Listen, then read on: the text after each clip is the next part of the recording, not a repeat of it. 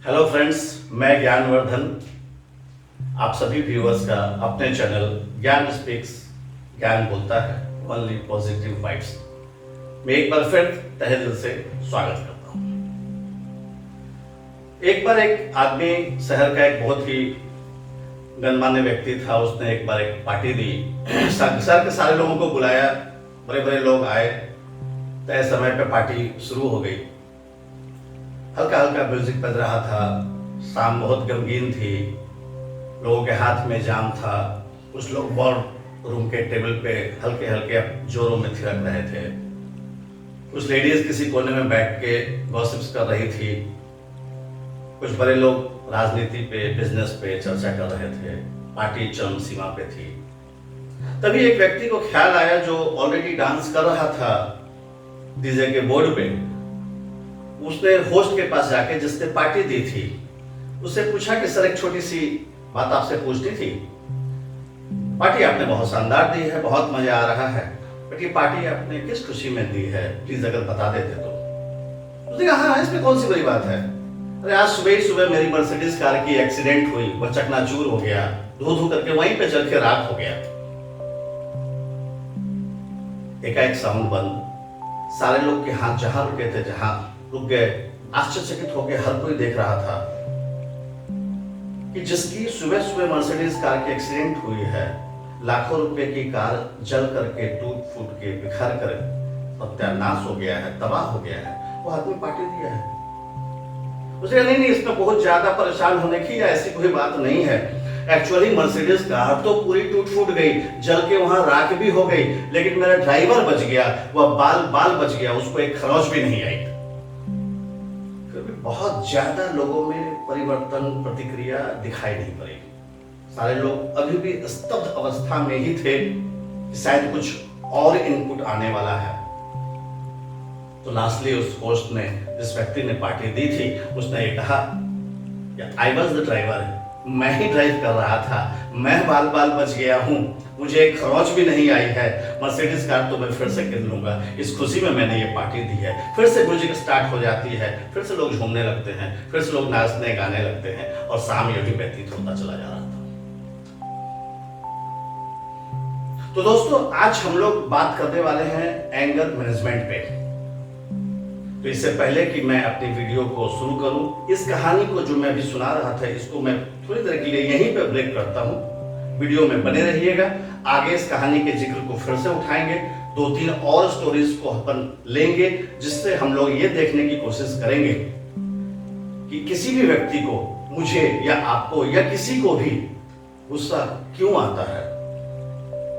ऐसी क्या परिस्थिति होती है कि गुस्सा आ जाता है।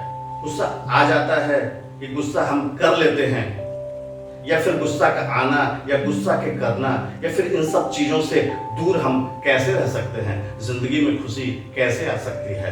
तो प्लीज वीडियो पे अंत तक बने रहिएगा। इस पे हम लोग विस्तृत रूप में, अलग अलग संदर्भ में, अलग अलग परिस्थितियों में, अलग अलग कंसिक्वेंसेस में इस पे हम लोग चर्चा करने वाले हैं। अगर आप इस चैनल पे नए हैं तो प्लीज आपसे एक बार निवेदन है कि नीचे सब्सक्राइब बटन को दबा दें और उसके बगल के बेल आइकन को क्लिक कर दें। तो चलिए इस बात को हम लोग आगे बढ़ाते हैं कि किसी को भी, मुझे या आपको या किसी और को गुस्सा क्यों आता है। समथिंग इज हैपनिंग और something is about to happen, not as per my wish, not as per my thinking, हमें गुस्सा आता है। कोई परिस्थिति है या कोई घटना घट रही है या कोई घटना घटने वाली है, जैसा मैं नहीं चाहता हूं या जैसा आप नहीं चाहते हैं, तो व्यक्ति को गुस्सा आता है। चलिए एक एग्जांपल लेते हैं। एक बार क्या हुआ कि मेरे जीवन की बहुत इंपॉर्टेंट इंटरव्यू थी। मेरा सपना था एक पर्टिकुलर कंपनी में जॉब करने का। मुझे उस कंपनी में जॉब किसी भी अवस्था में चाहिए थी। इसके लिए महीनों मैंने तैयारी की थी, काफी सारी हमने प्रैक्टिसेस किए थे। एट लास्ट वो दिन आ गया जहां इंटरव्यू होना था, वो मेरे घर से जस्ट 5 या 7 मिनट की दूरी पे था। इसलिए मैं सुबह से उठ के, नहा धो के, भगवान को प्रणाम करके, सारी चीजें तैयारी करके, कपड़ा पहन लिया था। मैंने अपना फेवरेट व्हाइट कलर का शर्ट पहना था, फेवरेट ग्रे कलर का पैंट पहना हुआ था। और मैं एक बार लास्ट अपने माइंड में चीजों को रिवाइज कर रहा था, उसको वापस से एक बार दोहरा रहा था कि किसी भी प्रकार का कोई रिस्क लेने के लिए नहीं तैयार। अब मैंने देखा कि घड़ी में कि जो है बस अब 10-15 मिनट बचा है तो मुझे चलना चाहिए। तो मैंने अपने पत्नी को आवाज दिया, एक गिलास पानी ले आओ, मैं पी के चलता हूँ। पत्नी अपना पानी का ग्लास लिए चली आ रही है। ग्लास के अंदर भी पानी है, ग्लास के बाहर भी पानी है, पानी टपक भी रहा है और वो हाथ में ला करके देती है। मैं ग्लास लेके पीने जैसे ही जाता हूँ, पानी के 4-5 बूंद मेरे पैंट पे नीचे गिर जाता है। ग्रे कलर का पैंट है, अब देखने में लग रहा है कि मैंने सुसु किया हो। अब मुझे क्या है, गुस्सा आ जाता, ये क्या किया तुमने? बस समझ में नहीं आता कोई बात, कुछ भी करते रहते हो, दिमाग रहता कहाँ है, क्या करते हो? हद हो गई भाई, एक इंटरव्यू में जाना है, तुम लोग चाहते क्या हो? मैं जाऊं नहीं जाऊं, क्या करूं? लॉट्स ऑफ थिंग्स, वो बहुत सी चीजें मैंने बोला, फिर भी कुछ कर नहीं सकते थे। मैं ग्लास को नीचे रखता हूं और इंटरव्यू के स्पेस जगह पे मैं बाइक उठाया और अपनी ओर चल दिया इंटरव्यू के पोजीशन पे। जब तक मैं पहुंचता हूं काफी पसीना सतर-पतर है, पैंट तो सूख गई है, कोई स्पॉट उसमें नहीं दिखाई दे रहा है। मैं इंटरव्यू के पोजीशन पे पहुंचता हूं, तब तक मैं देख रहा हूं कि ऑलरेडी प्यून ने 2 बार मेरा नाम बोल चुका है। मैं सीधा इंटरव्यूअर के रूम में घुस जाता हूं। मुझे पसीना से लथपथ देख करके, मेरी थोड़ी सी अवस्था को देख के, अगले को सामने जिसने इंटरव्यू लेना था HR वालों को, उनको लगता है कि शायद ये बहुत परेशान है, घबराया हुआ है, डरा हुआ है। तो हमसे पूछा, क्या आप एक गिलास पानी लेंगे? मैंने कहा बिल्कुल ले लेंगे। उसने घंटी बजाई, फिर उनको कहा गिलास पानी ले आओ। जब तक वो पानी लेकर के आता, वो ट्रे में पानी लेकर के आ रहा था, एकाएक उसका नीचे कारपेट में पांव फंस जाता है और ट्रे का पूरा ग्लास मेरे ऊपर गिर जाता है। घर में मेरे पैंट पे 2 बूंद गिरी थी पानी की, यहाँ पे पूरी ग्लास गिर गई है। घर में भी पत्नी ने कहा था सॉरी, यहाँ पे भी उनका सॉरी सर, कारपेट में पांव फंस गया था। जो इंटरव्यूअर था वो चिल्ला रहा था, देख के नहीं चलते हो क्या, नजर कहाँ है तुम्हारी? मैंने कहा नो प्रॉब्लम सर, होता है, गलतियां हो जाती है सर, इसमें कोई दिक्कत नहीं है, it's not a big deal, not a issue, कोई बात नहीं, ओके चलो, मुझे पानी नहीं चाहिए, आप रहने दो। सेम सिचुएशन है, घर में भी ग्लास से पानी गिरती है, यहाँ पे पूरी भरी ग्लास गिरती है। घर में मैं चीखता हूं, चिल्लाता हूं, यहां मैं कहता हूं it's okay, it's not a big deal. Same situation है, वहां पे मुझे गुस्सा आता है, यहां पे गुस्सा नहीं आता है। इसका क्या अर्थ हुआ? गुस्सा आता नहीं है, गुस्सा कहीं से भी चल के नहीं आता है, गुस्सा हम करते हैं। सिचुएशंस को देख के, परिस्थिति को देख करके, जहां कर पाते हैं वहां खूब करते हैं, जहां नहीं कर पाते हैं वहां बिल्कुल नहीं करते। अब सवाल उठता है कि क्या थ्योरी है, क्या फॉर्मूला है? गुस्सा आता है या गुस्सा करते हैं? चलो नहीं आता है, हम करते हैं, परिस्थिति देख के करते हैं। हाउ टू कंट्रोल, इसको कैसे हम जो है चीजों को देख सकते हैं, रोक सकते हैं या कम कर सकते हैं, संभाल सकते हैं? बहुत सिंपल सा थ्योरी है। आपने देखा होगा कि मैं जितने भी वीडियोस बनाता हूँ उसमें बेसिकली मैं जो थ्योरीज, जो सिस्टम्स हो, चाहे माइंड कंट्रोल का हो, चाहे खुश रखने का हो, चाहे लाइफ के पैशन का हो, चाहे आज हम एंगर मैनेजमेंट में बात कर रहे हैं, मैं बहुत बेसिक चीजें बोलता हूँ, बहुत बेसिक थ्योरीज बोलता हूँ और ये सारी चीजें मैं बेसिकली अपने एक्सपीरियंस से बोलता हूँ। मैंने ये जो तजुर्बा इतने उम्रों में जो गुजारे हैं, जो देखे हैं, मैं उस पर बोलता हूँ। घर में बेटा नहीं पढ़ रहा है तो मैं चिल्लाता हूँ, घर में सब्जी में नमक ज्यादा है मैं चिल्लाता हूँ, और जब मैं ऑफिस पहुंचता हूँ अननेसेसरी, बिना किसी मतलब का, बॉस अपने घर से झगड़ा करके आए हैं तो मुझे 10 बातें सुना देते हैं तो मैं कुछ नहीं बोलता हूँ। बॉस को मैं जब बोलूंगा तो नौकरी चली जाएगी या नोटिस मिल जाएगा, घर में कुछ बोलूंगा मेरी कुछ नहीं जाएगी, केवल अशांति फैलेगी, केवल गुस्सा आएगा। तो हम घर में बोलते हैं, वहां नहीं बोलते। तो सवाल है कि अब इसको, गुस्सा को कैसे काबू किया जाए, कैसे कंट्रोल किया जाए या कैसे कम किया जाए? बड़ी सिंपल सी थ्योरी है, एयर कंडीशन। नहीं, घर में एसी नहीं लगाना है, एसी फॉर्मूला है। A for accept the unchangeable, C for change the changeable. जो अनचेंजेबल है उसको एक्सेप्ट कर लीजिए। जैसे ही आप एक्सेप्ट करते हैं पॉजिटिव एनर्जी शुरू हो जाता है, पॉजिटिव इमोशंस शुरू हो जाते हैं। हम इंटरव्यू देने जाते हैं, पूरी की पूरी ग्लास हमारे ऊपर गिर जाती है, हम एक्सेप्ट कर लेते हैं इसको, अनचेंजेबल है, चेंज नहीं कर सकते हैं, पॉजिटिव इमोशंस आते हैं, हम कहते हैं it's okay sir, it's not a big deal. ऐसा होता है।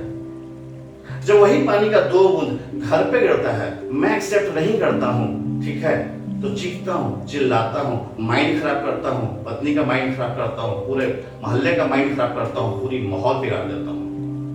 सुबह मर्सिडीज कार की एक्सीडेंट होती है, it's not an unchangeable, it's unchangeable, इसको आप चेंज नहीं कर सकते हैं। एक्सीडेंट हो गई, एक्सेप्ट इट, तो क्या होता है, हम तो बच गए, गाड़ी गई तो गई, मैं तो बच गया, मन शांत हो जाता है, गुस्सा नहीं आता है।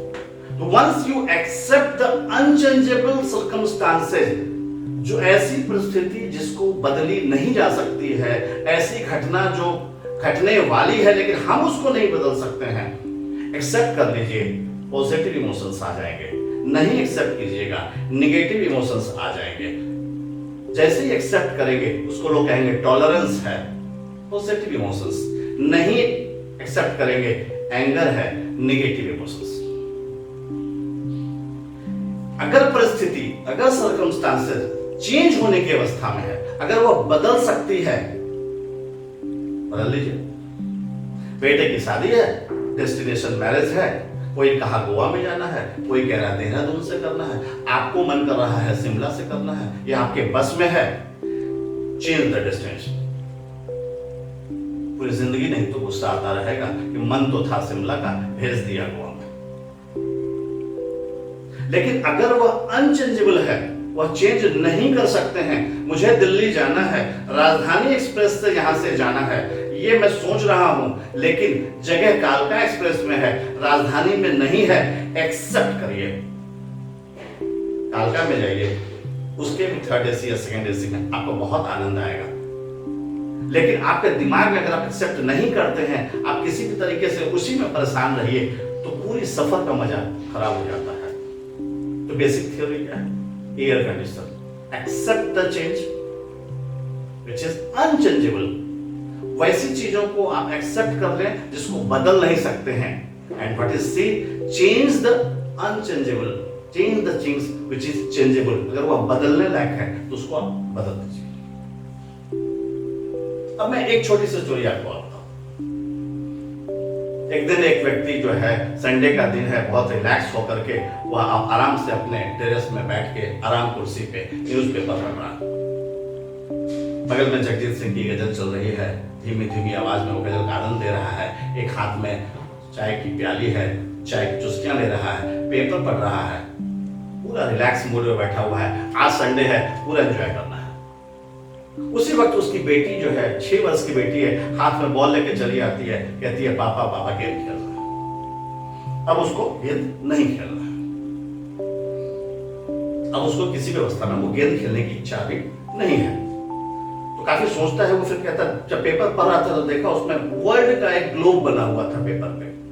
उसने बेटी को बुलाया, आओ देखो, ये दिख रहा है तुम्हें, ये वर्ल्ड का नक्शा है, लो अब मैं इसे फाड़ देता हूँ। वो पेपर को फाड़ दिया, 1 2 3 4, चलो बेटा किया, 1 2 3 4 और बिखेर दिया फ्लोर पे। जाओ फिर से नक्शा बना करके ले आओ। अगर तुम्हारा ये जिगजैग पजल है, अगर तुमने वापस वर्ल्ड का मैप बना करके पेपर मेरे पास ला देती है तो मैं तेरे साथ बॉल खेलूंगा। 4-5 मिनट बीता, लड़की वो पेपर को वर्ल्ड मैप बना करके ले आई। पापा ये देखो, ये वर्ल्ड का नक्शा मैंने बना दिया। अब फादर बहुत आश्चर्य था। वो अपने आईक्यू लेवल को तो जानता था, उसे पता है मेरी ही बेटी है, तो आईक्यू लेवल तो वैसे ही ट्रांसफर हुए होंगे। 5 मिनट के अंदर में पूरा वर्ल्ड का नक्शा कैसे बनाती? वह अचंभित, शॉक। उसकी बेटी छोटी सी थी, 6 वर्ष की थी। वो बहुत ही तोतली आवाज में उसने कहा, पापा इससे परेशान होने की जरूरत नहीं है। जिस समय आप फाड़ रहे थे पेपर को ना, मैं पेपर के दूसरे साइड में खड़ी थी, तो पीछे एक आदमी की बहुत बड़ा चेहरा फेस बना हुआ था। हम उस फेस को देख रहे थे। आपने पेपर फाड़ करके कहा जिगजैग पजल है, करके आओ। तो मैंने फेस को, मुझे ये नहीं मालूम कि नक्शे में न्यूजीलैंड कहाँ है, ऑस्ट्रेलिया कहाँ है, अमेरिका कहाँ है, लेकिन मुझे फेस में ये मालूम है नाक कहाँ है, कान कहाँ है, बाल कहाँ पे है, टुड्डी कहाँ पे है। तो मैंने जो पेपर के ठीक उसके पीछे में, नक्शे के पीछे में जो आदमी का बड़ा सा चेहरा था, I make the man right, the whole world become right. छोटी सी लड़की, छोटी सी लाइन, बहुत बड़ी बात बोलती। उसने कहा I make the man right, the whole world become right. Means मैंने तो आदमी को सही जगह पे लगाया, आदमी को सही बनाया, तो आपकी पूरी वर्ल्ड की मैप, पूरी दुनिया सही बन गई। क्या है? केवल मुझे सही होना है, मुझे एसी फॉर्मूलास को चलाना है, मुझे एक्सेप्ट करना है अनचेंजेबल चीज को, या मुझे चेंज करना है चेंजेबल सर्कमस्टांसेस को। वंस आई एम राइट, जब मैं सही हो जा रहा हूं तो पूरी कायनात सही हो जा रही है, पूरी दुनिया सही हो जा रही है। फिर मुझे चारों तरफ सही सही, खुशी खुशी। लोग कहते हैं कि इतनी प्रॉब्लम्स है, इतनी परिस्थितियां हैं, कैसे गुस्सा रोकेंगे, कहां से खुशी लाएंगे? खुशी को लाएंगे, खुशी को लाना नहीं पड़ता है। खुशी तो हमारे अंदर में है, हमको केवल उसको महसूस करना है। हम तो महसूस ही नहीं कर रहे हैं। क्या कभी सुबह बेड पे जब आप उठते हो 6 घंटे, 7 घंटे, 8 घंटे की नींद के बाद, जब आप बैठ करके आंख को बंद करो और एक बार महसूस करो ये मेरी बाह है, फील करो दिस इज माई हैंड, आराम से हाथ को जोड़ो, सांस बाहर आ रही है, सांस अंदर जा रहा है, हम जिंदा हैं। क्या ये काफी नहीं है? मैं सशरीर जिंदा हूं, मैं सांस ले रहा हूं। अब कोई बच्चा कहता है मेरे पापा ने डांट दिया, मेरी मम्मी ने डांट दिया। पापा है बेटा, मम्मी है तो डांट दी, उनसे पूछो इसके पास में नहीं है। तो जो कुछ भी हमारे पास में है, मेरा शरीर है, मेरा हाथ है, मेरा चेहरा है, मैं सांस ले रहा हूं, मेरे माता पिता हैं, ये खुश रहने के लिए काफी है। और ये सारी भी चीजें अनचेंजेबल है, इसको एक्सेप्ट करिए, इसको खुश होइए। देखिए जीवन में केवल आनंद ही आनंद होगा, प्रकाश ही प्रकाश होगा, खुशी ही खुशी होगी।